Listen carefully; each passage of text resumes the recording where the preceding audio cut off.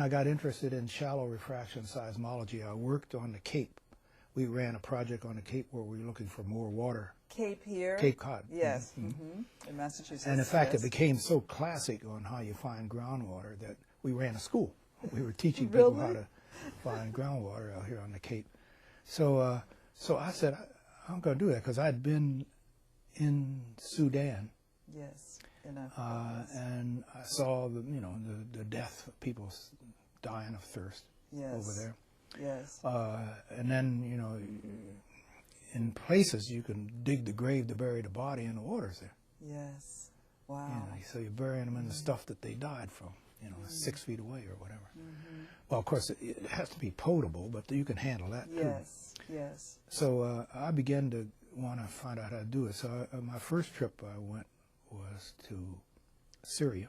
Yes. And look for groundwater up there. But, the Syrians have a pretty good infrastructure. So all they want you to do is teach them, and then they take it over themselves.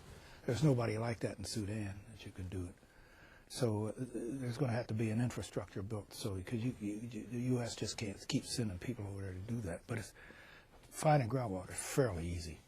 I taught it in my class in groundwater geophysics up here at the university.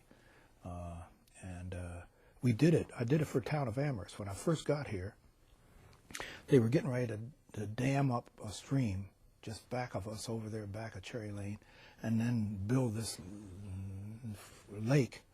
And then they were going to have houses built around the lake. And so I remember the engineering school asked me, the guy, because could you go over and tell me what kind of materials underneath of that? So I went over and I took my class out there. He wrote me a nice letter about that about a few years ago, saying it was his first experience. That was back in 1968 or so. When you went to the University of Massachusetts? I came to the University in 67, yes. Yes. And so I did this survey, and I found out that it wasn't going to hold water because it was going to drain out. So according to him, they saved hundreds of thousands of dollars to build this. The lake would have filled up for a while, and they'd have built the house, and then the lake would have disappeared.